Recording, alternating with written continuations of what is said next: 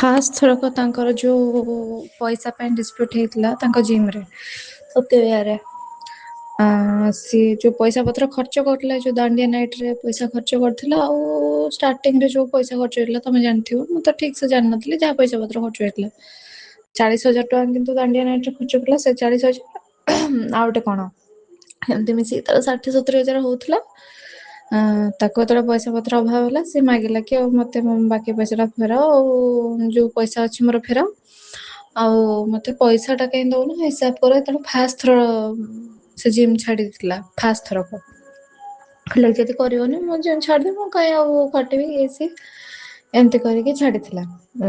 ସେତେବେଳେ ଯୋଉ ଡିସ୍ପ୍ୟୁଟ୍ ହେଇଥିଲା ସିଏ ଛାଡିଦବ ବୋଲି କହିଲା, ତ ସିଏ ଓମ୍ କୁ କହିଲା କି ଆଉ ଏଟା ବନ୍ଦ ହେଇଯିବ ରହିବାନି ଚାଲ ପଳେଇବା। ସେତେବେଳେ କଣ ତା ନା ସେ ଯୋଉ ପିଲାଟା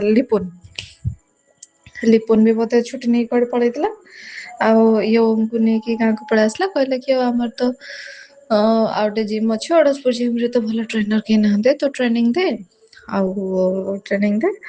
ସେଠି ଯେତିକି ପଇସା ଦିଆ ହଉଥିଲା ସେତିକି ପଇସା ତ ଦେଇପାରିବିନି, ଯେତିକି ଟିକେ କମେଇକି ଯାହା ଦେବି ଆଉ। ଆଉ ସେତେବେଳେ ଓମ ର ବାପାଙ୍କର କଣ ଗୋଟେ ଆକ୍ସିଡେଣ୍ଟ ହେଇଥିଲା ନା ଗୋଟେ କଣ ହେଇଥିଲା ଠିକ ସେ ତ ଜାଣିନି, ଗୋଟେ କଣ ଆକ୍ସିଡେଣ୍ଟ ହେଇଥିଲା, ତାଙ୍କ ଦେହ ଅସୁସ୍ଥ ଥିଲା। ଓମ କହିଲା କି ମୋର ଫାଇନାନ୍ସିଆଲ କ୍ରାଇସିସ୍ ରହୁଛି ଆଉ ମୁଁ ରହିବିନି, ମୁଁ ଏଠି ଟ୍ରେନିଂ ଦେବିନି, ମୁଁ ଯୋଉ କଣ ସେ ଯୋଉ ବାଉନ୍ସର ଫାଉନ୍ସର କାମ କରେ ମୁଁ ସେ କାମ କରିବି, ମତେ ପଇସା ଦରକାର ଅଛି, ସେ କହିକି ଛାଡିଦେଲା। ଛାଡିଲା ତ ଛାଡିଲା, କଲ୍ କରିକି ଇଆଡେ ସିଆଡେ ଗପିଲା। ମାନେ ଯେତିକି ମତେ ବୁବୁ କହିଥିଲା ମୋର ଯାହା ମନେ ପଡୁଛି କି ସେ ଗାଁରେ ଆଉ ସେ ସତ୍ୟଭାର ପିଲାଙ୍କୁ ବି ସବୁ କଲ୍ କରିକି କଣ କହିଲା, ଆଉ ଜିମ୍ ବନ୍ଦ ହେଇଯିବ ଏଇଟା ସେଇଟା। ତ ଯୋଉ ପିଲାମାନେ ସବୁ ପଇସା ଦେଇଥିଲେ ସମସ୍ତେ ଜାଣିଥିଲେ ନା ଓନର ହଉଛି ବୁବୁ, ତ ଆକୁ କଲ୍ କରିକି ମାନେ ଆ ସହିତ ଟିକେ ବଚସା କଲେ, ଆଉ କେମିତି ଜିମ୍ ବନ୍ଦ କରିଦବ ଏଇଟା ସେଇଟା, ପଇସା ଦେଇଛୁ ଫ୍ରଡ କରିଦେଲ ଇଏ କରିଦେଲ। ତ ଇଏ ସେଠୁ ନ ଚାହିଁକି ବି ସବୁ ଡିସକ୍ଲୋଜ କରିବାକୁ ବାଧ୍ୟ ହେଲା। କହିଲା ମୁଁ ଫୁଲି ଓନର ନୁହଁ, ମୁଁ ଏତିକି ପରସେଣ୍ଟ ପାର୍ଟନର, ଆଉ ସେ ବିଷୟରେ ତମେ ସେଠି ତାଙ୍କର ଯିଏ ବିଲ୍ଡିଂରେ ଯାଇ କଥା ହବ, ସେମାନେ ଯଦି ଜିମ୍ ଚଲେଇବେ ଚଲେଇବେ, ମୁଁ ରହିବିନି ଏମିତି କଥା। ତାପରେ ଯେତେବେଳେ ପଚାରିଲେ ଏ କଥା ତମକୁ କିଏ କହିଲେ, ନା ଓମ ସାର୍ କହିଲେ, ପିଲାମାନେ କହିଲେ। ତ ଏକରେ ତ ତା ଖରାପ ଟାଇମରେ ତାକୁ ଛାଡିକି ପଳେଇଲା, ଯେତେବେଳେ ତାକୁ ଗୋଟେ କିଏ ଦରକାର ଥିଲା ସେତେବେଳେ ଛାଡିକି ପଳେଇଲା। ତାପରେ ଗଲା ତ ଗଲା ଆ ବିଷୟରେ ଗପିଲା, ତାର ଟିକେ ରାଗ ହେଇଗଲା।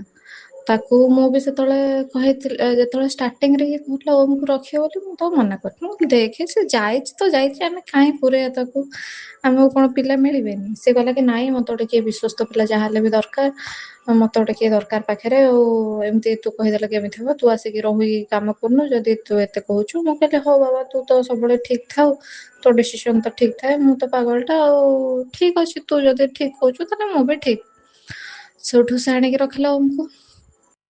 ତାପରେ ଯେତେବେଳେ ଓମ ଛାଡିଗଲା, ମୁଁ କହିଲି ମୁଁ ତ ତା ଆଗରୁ କହିଥିଲି ସେ ପିଲାକୁ ରଖନି, ଯିଏ ଥରେ ତୋ ସହିତ ବିଶ୍ୱାସଘାତକତା ଥରେ କରିଛି ପାଷ୍ଟରେ, ସିଏ ଆଉ ଥରେ କରିବନି ବୋଲି କଣ ଗ୍ୟାରେଣ୍ଟି ଅଛି। ତ ସେଇଥିପାଇଁ ମନା କରୁଥିଲି। ସିଏ ବି କହିଲା ହଁ ମା, ସେତେବେଳେ ମୋ ସହିତ ଭଲସେ ଥିଲା ତ ଆମ ଭିତରେ ଯେମିତି କଥା ସେ କହିଲା ହଁ ଲୋ ମା ମୋର ଭୁଲ ହେଇଗଲା, ତମ ଗୋଡ ଧରୁଛି, ଆଉ ଦୟାକରି କଥା ଉଠାଅନି, ହଉ ଆଉ ତାକୁ ଆଣି କେବେ ରଖିବିନି ଏମିତି କହିଲା। ସେଠୁ ତେବେଠୁ ତାର ମୋର ମାନେ ଓମ ବିଷୟରେ ଆଉ କେବେ କଥା ହେଇନୁ।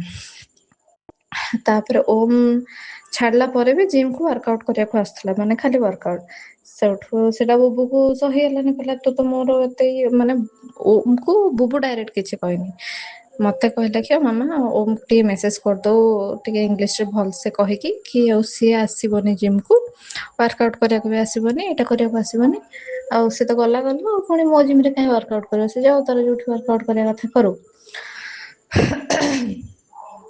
ତ ଲାଷ୍ଟ ଟାଇମ ମୁଁ ଓମକୁ ମେସେଜ କରିଥିଲି କି ଆଉ ମାମୁଁ ମନା କରୁଛନ୍ତି, ଆଉ ତମେ ଜିମ୍ କୁ ଆସିବନି ଏଇଟା ସେଇଟା। ତାପରେ ଓମ ବି ମତେ ରିପ୍ଲାଏ ଦେଇଥିଲା, ଓମ ବି ମତେ ରିପ୍ଲାଏ ଦେଇଥିଲା କି ହଉ ଆସିବିନି ଏମତି ସେମିତି।